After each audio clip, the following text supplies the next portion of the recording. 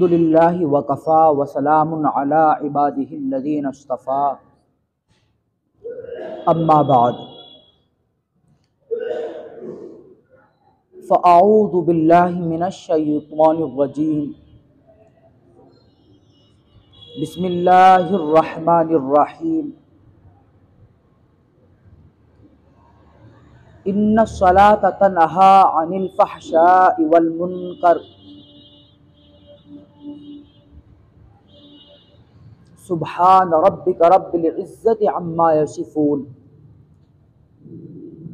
वसलामुन अलल मुरसलीन वल्हम्दुलिल्लाहि रब्बिल आलमीन। अल्लाहुम्मा सल्लि अला सय्यिदिना मुहम्मदिन व अला आलि सय्यिदिना मुहम्मदिन व बारिक वसल्लिम। अल्लाहुम्मा सल्लि अला सय्यिदिना मुहम्मदिन व अला आलि सय्यिदिना मुहम्मदिन व बारिक वसल्लिम। अल्लाहुम्मा सल्लि अला सय्यिदिना मुहम्मदिन व अला आलि सय्यिदिना मुहम्मदिन व बारिक वसल्लिम। इलाही दिल से दुनिया की मोहब्बत को फना कर दे। इलाही दिल से दुनिया की मोहब्बत को फना कर दे। सुकून दिल अता कर दे, सुकून दिल अता कर दे। जो तुझसे दूर कर दे, जो तुझसे दूर कर दे, उस खुशी से दूर हो जाऊं।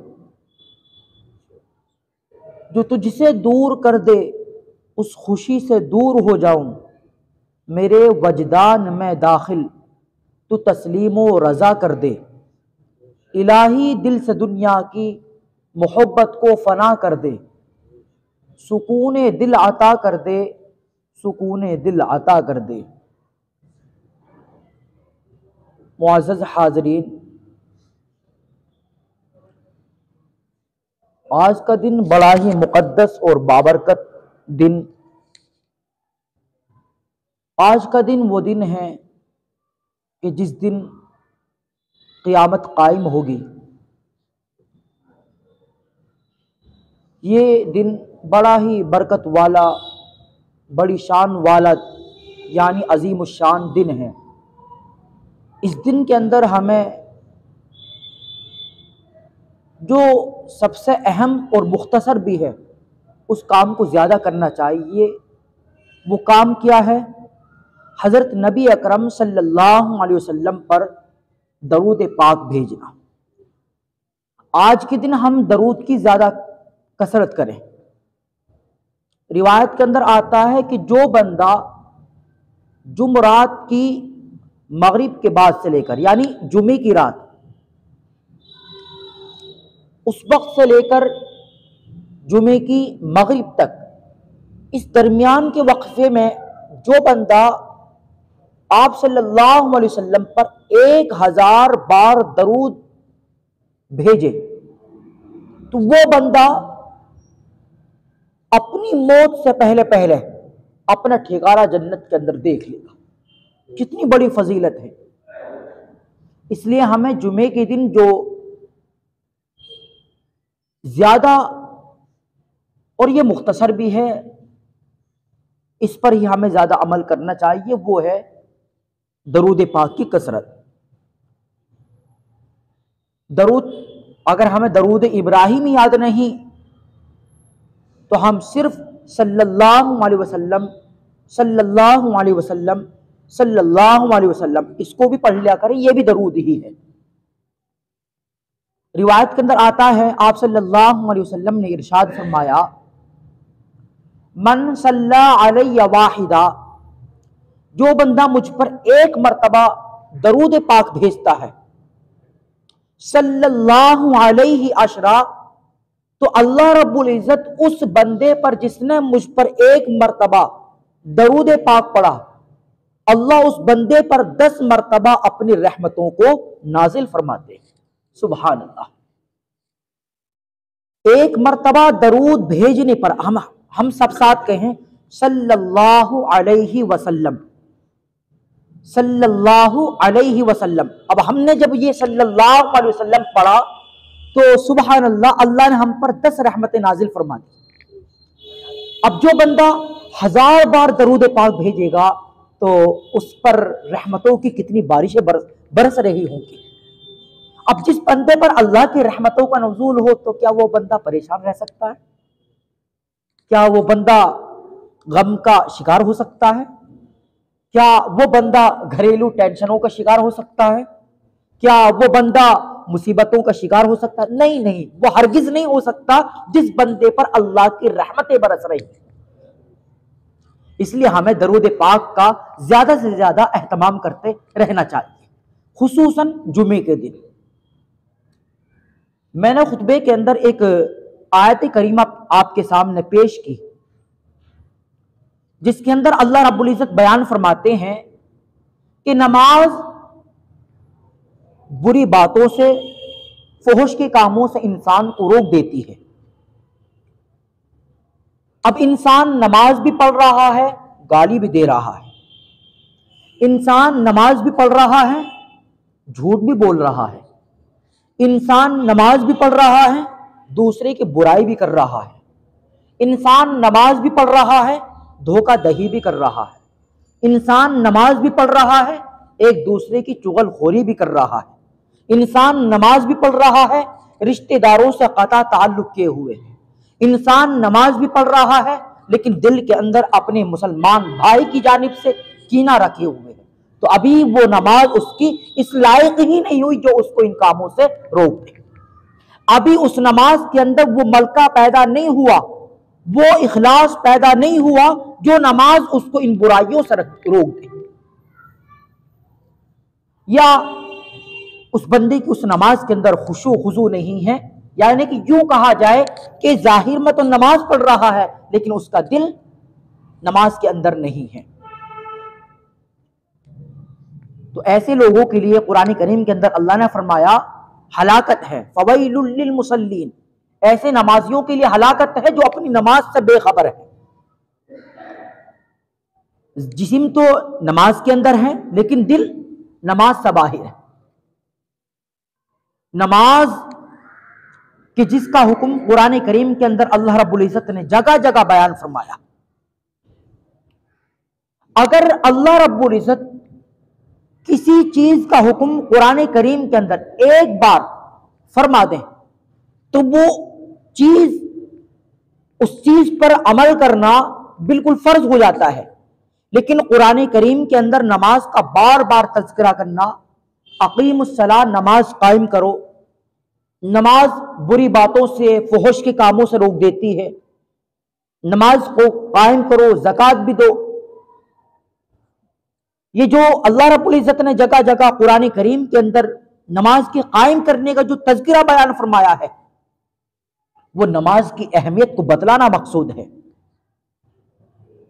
और नमाज क्यों ना इतनी अहमियत का हामिल क्यों ना हो कि जिसको खुद अल्लाह रब्बुल इज्जत ने अपने पास बुलाकर बतौर हदिया आपको अता फरमाया। इस नमाज की फजीलत कुरान करीम के अंदर अल्लाह रब्बुल इज्जत ने बयान फरमाई और आप सल्लल्लाहु अलैहि वसल्लम इसी नमाज के बारे में इरशाद फरमाते हैं, कुर्रतु आईनी फिस्सलाह, मेरी आंखों की ठंडक नमाज के अंदर है।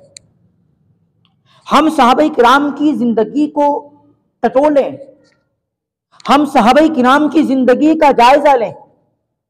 सहाबा किराम के घर के अंदर अगर फक्र फाके का आलम है तो भाग रहे हैं मस्जिद की जानिब, अगर सफर पर से वापस आ रहे हैं घर बाद की जानिब बाद में जा रहे हैं, पहले आप 2 रकात नफिल पढ़कर उसके बाद घर जा रहे हैं।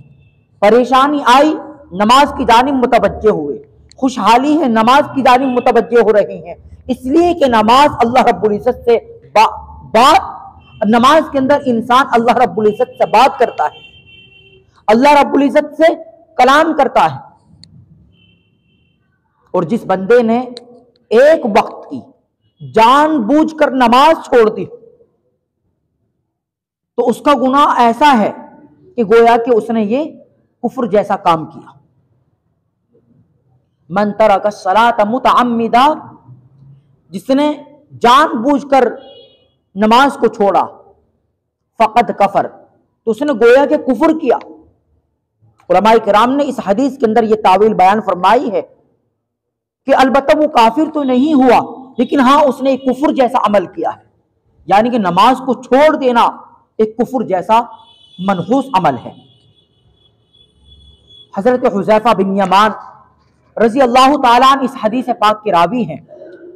अल्लाह के नबी सल्लल्लाहु अलैहि वसल्लम ने इरशाद फरमाया कि एक वक्त ऐसा आएगा कि लोग नमाजों को गारत करने लगेंगे। यह बात आप अलैहिस्सलातु वस्सलाम उस वक्त इरशाद फरमा रहे हैं।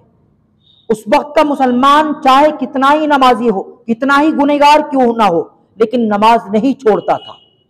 आप अलैहिस्सलातु वस्सलाम ने यह बात उस वक्त इरशाद फरमाई थी, मुसलमान कितना ही बड़ा गुनहगार था, अगर नमाज को छोड़ दे काफिर हो जाएगा। आप अलैहिस्सलातु वस्सलाम ने इरशाद फरमाया था, नमाज ईमान और कुफ्र के दरमियान एक हद फासिल है, अगर इंसान ने नमाज को भी छोड़ दिया वो काफिर हो जाएगा। इंसान बड़े बड़े गुनाह करता था, लेकिन उस वक्त का मुसलमान नमाज नहीं छोड़ता था। उस वक्त आपने इरशाद फरमाया था, ए मेरे सहाबा, एक वक्त ऐसा आएगा, एक ऐसा दौर आएगा, एक ऐसा जमाना आएगा कि लोग नमाजों को गारत करने लगेंगे। आज हम दुनिया की मस्जिदों का जायजा लेकर देखें, फजर की नमाज का हम जायजा लें, जोहर की नमाज का जायजा लें, सफ़े खाली रहती हैं। आप अलैहिस्सलातु वस्सलाम इरशाद फरमा रहे हैं, ए मेरे सहाबा, एक ऐसा दौर आने वाला है, एक ऐसा जमाना आने वाला है कि लोग नमाजों को छोड़ने लगेंगे, लोग नमाजों को गारत करने लगेंगे। आज मेरे भाइयों, ये आप अलैहिस्सलातु वस्सलाम की ज़बान मुबारक से निकली हुई ये पेशीन गोई आज 100%, आज नहीं बल्कि ये बरसों पहले पूरी हो चुकी है। आज मुसलमानों की एक बहुत बड़ी जमात नमाज छोड़ती है। उसके पास काम करने के लिए वक्त है, उसके पास दोस्तों के साथ हंसी मजाक करने के लिए वक्त है, उसके पास रिश्तेदारों से मिलने के लिए टाइम है। 24 घंटे के अंदर अगर आज के हमारे इन नौजवान मुसलमानों के पास टाइम नहीं है तो अल्लाह की इबादत के लिए टाइम नहीं है, नमाज पढ़ने के लिए टाइम नहीं। और फिर रोते हैं, गिड़गिड़ाते हैं कि हमारी दुआ कबूल नहीं हो रही। हम परेशानियों के शिकार हैं, हम कारोबारी एतबार से उलझनों के अंदर, बिल्कुल हम उलझनों के शिकार हो चुके हैं, उलझनों के अंदर पड़े हुए हैं। घरों के अंदर ना इत्तिफाकियां हैं, भाई भाई की नहीं बन रही है, औलाद माँ बाप का कहना तक नहीं मान रही। और हम गौर नहीं करते ये नतीजा किस चीज का होता है, ये नमाज छोड़ने का नतीजा होता है। रिवायत के अंदर आता है कि बेनमाजी की नहूसत 40 घरों तक जाती है, बेनमाजी की नहूसत 40 घरों तक। 10 घर इधर, 10 घर इधर, 10 घर इधर, 10 घर इधर, 40 घरों तक उस बेनमाजी की नहूसत का असर होता है। अब जिस घर के अंदर सारे मेंबर बेनमाजी हों तो फिर उस घर की नहूसत का क्या आलम होगा। तो उस घर के अंदर तो फिर यही होगा, भाई भाई के अंदर लड़ाई, औलाद माँ बाप का कहना नहीं मानेगी, लड़कियों की उम्रें 30-30, 40-40 साल की हो जाएंगी, रिश्तों का नाम नहीं होगा। इंसान फिर अपने इस गुनाह की वजह से परेशानी का शिकार हो जाएगा, डिप्रेशन का मरीज हो जाएगा। सोचेगा नहीं किस लिए हो रहा है, बस सोचेगा फला कारोबार की रुकावट ये हो गई, या फला काम नहीं चला था जिसकी वजह से ये मुसीबतें आ रही हैं, या कारोबार जो ठप हुआ वो भी बस उसकी वजह से घाटे में आ गया। ये नहीं सोचेगा कि हाँ मैं अल्लाह का नाफरमान हुआ हूं, उस नाफरमानी का ये सिला है। औलाद कहना नहीं मान रही, हमने अपने रब का कहना नहीं माना, अल्लाह ने हमारी औलाद को नाफरमान बना दिया। एक बुजुर्ग जब अपने गधे पर बैठा करते थे और गधे से कहते थे चल, और वो कहना नहीं मानता था, चलता नहीं था, तो आप गधे को फिटकार नहीं मारते थे, बल्कि खुद अपने गिरबान के अंदर झांकते थे और ये सोचते थे मुझसे कहां गलती हुई है कि जिस गलती का असर इस गधे पर पड़ा कि गधा मेरा कहना नहीं मान रहा।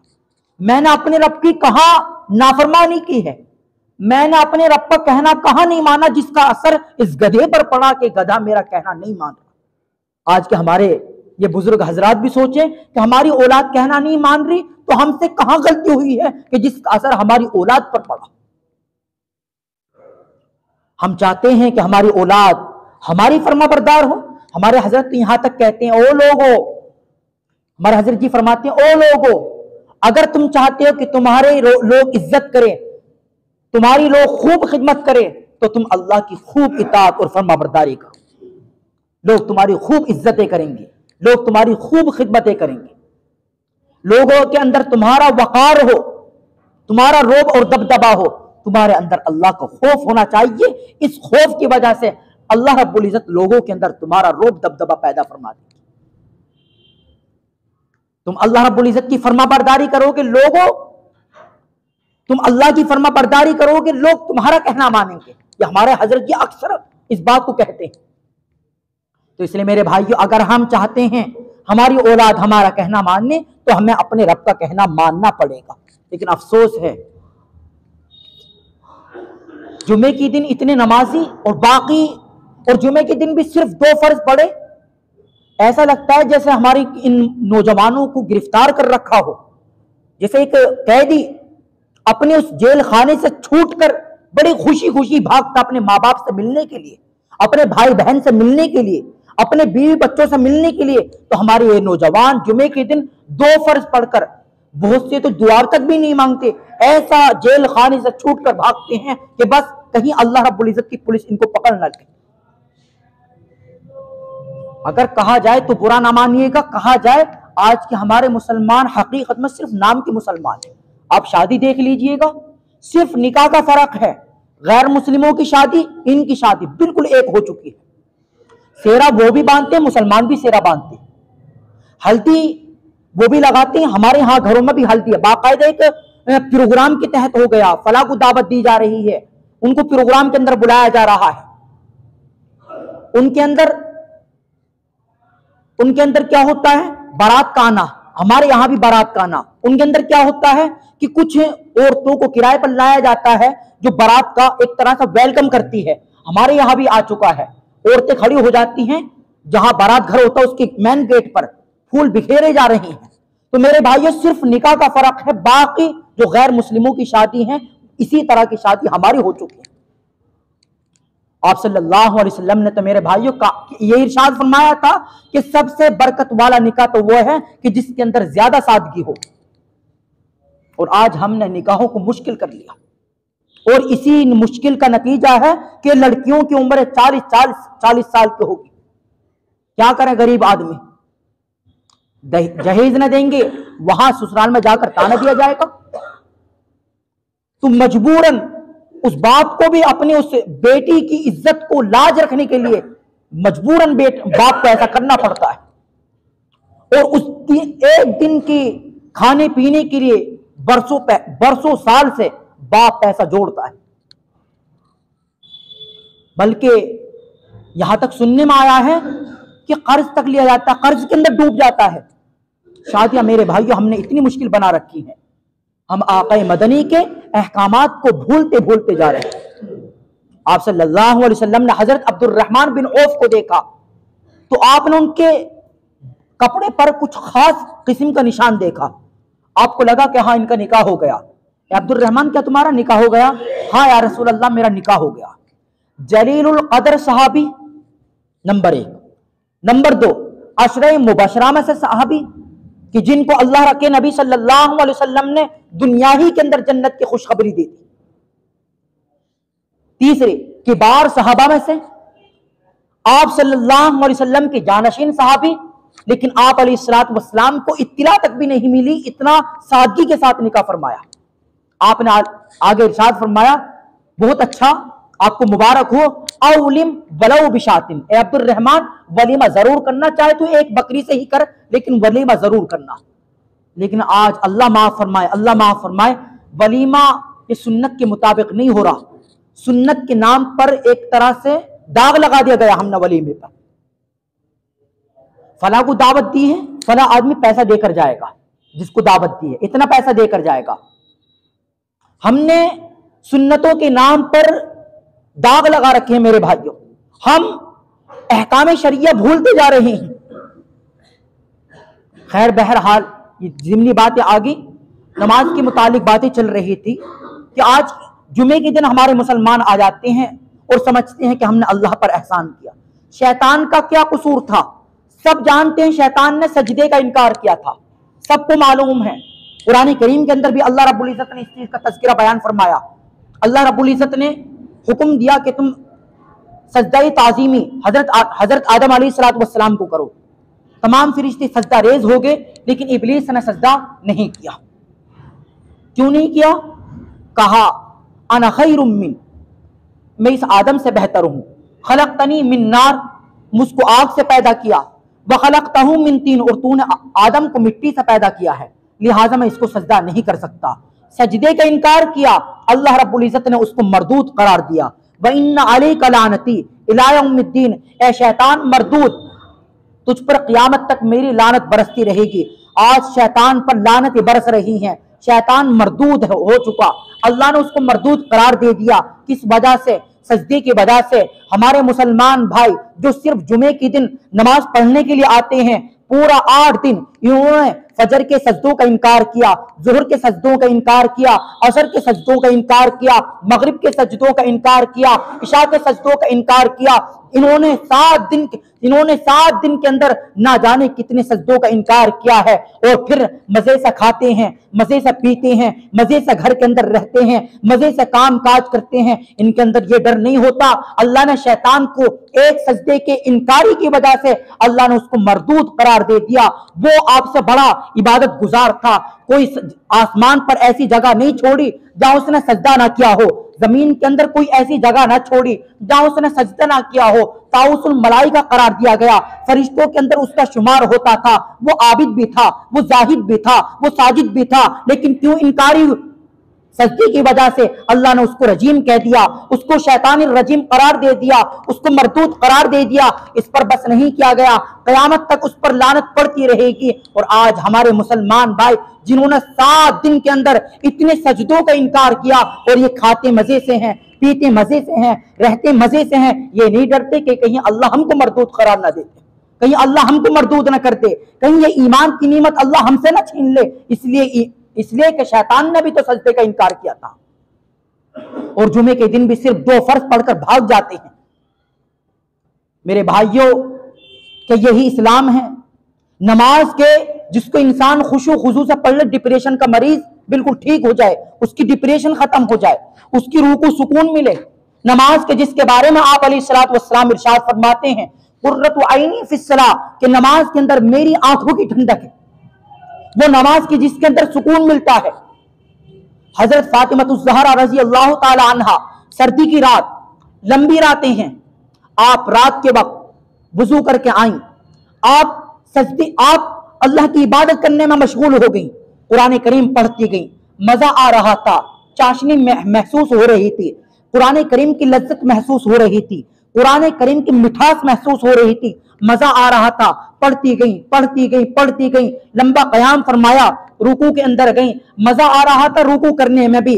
सर्दियों की रातें, लंबी रातें हैं, 2 रकात नमाज पढ़कर जैसे ही फारिग हुई, दुआ मांगने के लिए हाथ उठाती हैं, तो देखती क्या है कि सहरी का वक्त खत्म होने वाला है। अल्लाह से दुआ मांगी, ए अल्लाह, आपकी रातें कितनी छोटी हो गई हैं कि आपकी बंदी फातिमा ने 2 रकात नफिल नमाज अभी सही तरीके से पढ़कर फारिग नहीं हुई, दुआ भी बाकी है, और आप अब सहरी का वक्त भी खत्म हो चुका है। सर्दी की रातें, लंबी रातें, और दुआ क्या मांग रही हैं? ए अल्लाह, आपकी बंदी 2 रकात नमाज नफिल पढ़कर अभी फारिग हुई, दुआ ही मांग रही है। इतने में सहरी का वक्त खत्म होने जा रहा है। ये वो थी कि जिनको नमाज पढ़ने में इतना मजा आता था कि सारी रात अल्लाह की इबादत के अंदर गुजारती। हजरत राबिया बसरिया रहमतुल्लाहि अलैहा, अल्लाह की वलियों में से एक वलिया हैं आप। आपने रात के वक्त अल्लाह की इबादत की, खूब नवाफिल पढ़ी, नवाफिल के बाद तहज्जुद के वक्त अल्लाह से दुआ मांग रही हैं। क्या? ए अल्लाह, ये वो वक्त चल रहा है कि दुनिया के सब बादशाहों ने अपने दर बंद कर लिए। इलाही तेरा दर खुला है, आपकी बंदी या आपके दर पर बैठी हुई भिखारियों की तरह हाथ फैलाए हुए बैठी है। इलाही इस राबिया बसरिया पर रहम खा लीजिए और इस पर अपनी रहमत का नुज़ूल फरमा लीजिए। नमाज, रातों को इबादत की, रात भर आपने नमाज पढ़ पढ़ कर गुजार दी। ये वो थे कि जिनको नमाज पढ़ने के अंदर मजा आता था। इसलिए रिवायत के अंदर आया कि जिसने नमाज को छोड़ा, नमाज नहीं पढ़ी। नौजवानों, मैं आपसे भी कहता हूं, इन नौजवानों से भी कहता हूं जो सिर्फ हफ्ते के दिन आते, जुमे के दिन नमाज पढ़ने, सिर्फ 2 फर्ज पढ़कर भाग गए। आप अलैहिस्सलातु वस्सलाम का फरमान सुने, सिर्फ सुनना नहीं महदूद, बल्कि आप इसको अपने दिल के अंदर मुनक्कश फरमा लें। आप अलैहिस्सलातु वस्सलाम इरशाद फरमाते हैं कि जिसने नमाज को नहीं पढ़ा, नमाज को छोड़ा, जब उसको मौत आएगी, उसको कब्र के अंदर रखा जाएगा, तो कब्र के अंदर एक सांप जो गंजा होगा, निहायत ही डरावना होगा, वो उस इंसान के ऊपर मुसल्लत किया जाएगा। हम तो अगर रात के वक्त अगर दरवाजा हवा से ही हम डर जाते हैं, क्या चीज हो गई। हम तो छिपकली से डर जाते हैं, सांप से डर जाते हैं। जरा सोचो, कब्र के अंदर, वो कब्र की जो हर इंसान की कब्र को रोजाना 70 मरतबा पुकारती है, आना बैतुल वहदा, ए इंसान मैं तन्हाई का घर हूं। आना बैतुल अकारिब, ए इंसान मैं बिच्छुओं का घर हूं। ए इंसान मैं कीड़े मकोड़ों का घर हूं। ए इंसान मैं अंधेरी कोठरी हूं। मेरे पास आएगा तो तू इसके लिए तैयारी करके आना। इस कब्र के बारे में, इस कब्र के अंदर उस बेनमाजी के ऊपर ऐसा सांप मुसल्लत किया जाएगा जो निहायत ही डरावना होगा, और वो फुंकार मारेगा, ऐसी फुंकार मारेगा कि उस इंसान की जिस्म की जो हड्डियां होंगी वो टूट जाएगी, उसके जहर से उसको तकलीफ पहुंचेगी। दूसरी रिवायत के अंदर आप अलैहिस्सलातु वस्सलाम ने फरमाया कि बेनमाजी की कब्र के अंदर 99 सांप मुसल्लत किए जाएंगे। कैसा 99 सांप कि अगर उनमें से एक सांप अपनी फुंकार दुनिया की जानिब मार दे तो तमाम दुनिया के इंसान मर जाएं। अगर वो सांप अपनी दुम को किसी पहाड़ पर मार दे तो वो पहाड़ रेजा रेजा हो जाए। ऐसे ऐसे 99 सांप बेनमाजी की कब्र के अंदर मुसल्लत किए जाएंगे जो उसको डंक मार। वक्त मुकम्मल हो चुका। दुआ है अल्लाह रब्बुल इज्जत पूरी उम्मत मुस्लिमा को 5 वक्त की नमाज पढ़ने की तौफीक नसीब फरमाए। आप सब अल्लाह के घर में बैठे हुए हैं, आज आप अल्लाह के घर में बैठकर अज़म कीजिए, इंशाअल्लाह आज से लेकर मौत की शाम तक इंशाअल्लाह हम एक भी नमाज कज़ा नहीं करेंगे। आप अज़म कीजिए कि इंशाअल्लाह आज से लेकर मौत की शाम तक हम इंशाअल्लाह कोई नमाज कज़ा नहीं करेंगे, इंशाअल्लाह कहिएगा। अल्लाह रब्बुल इज्जत आपको इस अज़म पर साबित कदमी और जमाओ नसीब फरमाए। आमीन व आखिरु दावाना अनिल हम्दुलिल्लाहि रब्बिल आलमीन।